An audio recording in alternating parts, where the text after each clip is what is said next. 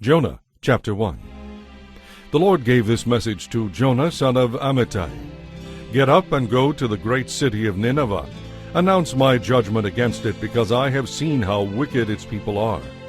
But Jonah got up and went in the opposite direction in order to get away from the Lord. He went down to the seacoast, to the port of Joppa, where he found a ship leaving for Tarshish. He bought a ticket and went on board, hoping that by going away to the west he could escape from the Lord. But as the ship was sailing along, suddenly the Lord flung a powerful wind over the sea, causing a violent storm that threatened to send them to the bottom. Fearing for their lives, the desperate sailors shouted to their gods for help and threw the cargo overboard to lighten the ship. And all this time Jonah was sound asleep down in the hold. So the captain went down after him. "How can you sleep at a time like this?" he shouted. "Get up and pray to your God. Maybe he will have mercy on us and spare our lives." Then the crew cast lots to see which of them had offended the gods and caused the terrible storm. When they did this, Jonah lost the toss. "What have you done to bring this awful storm down on us?" they demanded. "Who are you? What is your line of work? What country are you from? What is your nationality?"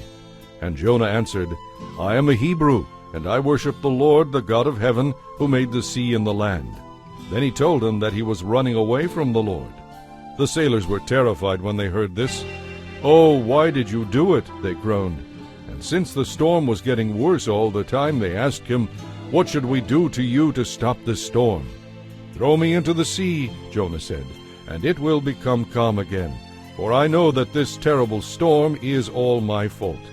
Instead, the sailors tried even harder to row the boat ashore, but the stormy sea was too violent for them, and they couldn't make it.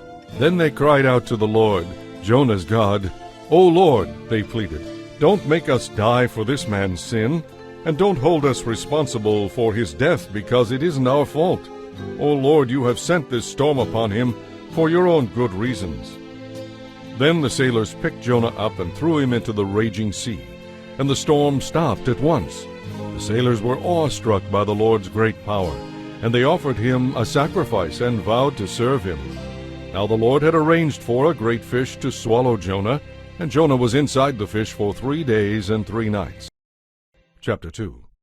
Then Jonah prayed to the Lord his God from inside the fish. He said, "I cried out to the Lord in my great trouble, and he answered me. I called to you from the world of the dead, and Lord, you heard me. You threw me into the ocean depths, and I sank down to the heart of the sea. I was buried beneath your wild and stormy waves.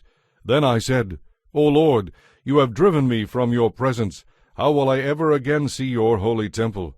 I sank beneath the waves, and death was very near. The waters closed in around me, and seaweed wrapped itself around my head.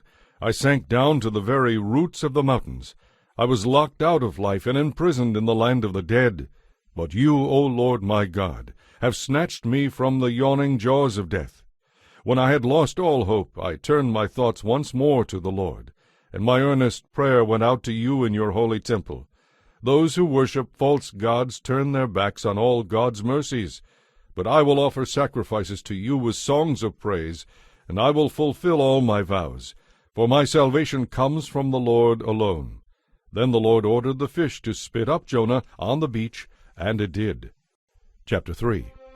Then the Lord spoke to Jonah a second time.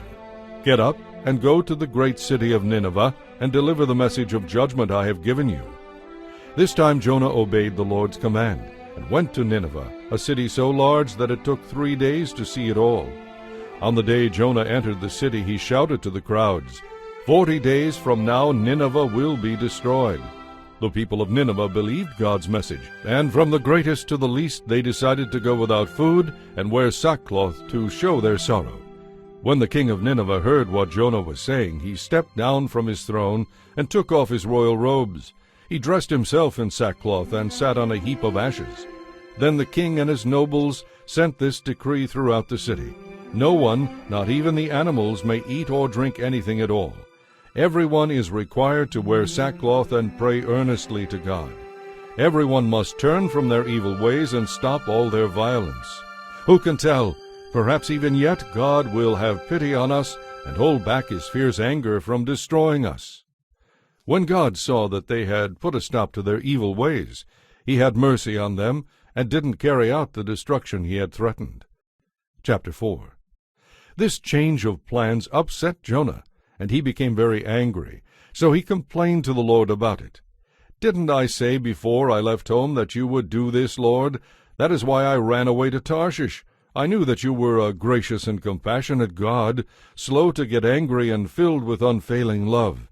I knew how easily you could cancel your plans for destroying these people. Just kill me now, Lord. I'd rather be dead than alive, because nothing I predicted is going to happen." The Lord replied, "Is it right for you to be angry about this?" Then Jonah went out to the east side of the city and made a shelter to sit under as he waited to see if anything would happen to the city. And the Lord God arranged for a leafy plant to grow there, and soon it spread its broad leaves over Jonah's head, shading him from the sun. This eased some of his discomfort, and Jonah was very grateful for the plant. But God also prepared a worm. The next morning at dawn the worm ate through the stem of the plant, so that it soon died and withered away. And as the sun grew hot, God sent a scorching east wind to blow on Jonah. The sun beat down on his head until he grew faint and wished to die.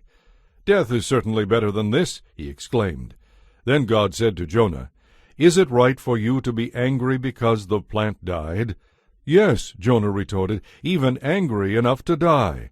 Then the Lord said, "You feel sorry about the plant, though you did nothing to put it there, and a plant is only at best short-lived. But Nineveh has more than 120,000 people living in spiritual darkness, not to mention all the animals. Shouldn't I feel sorry for such a great city?"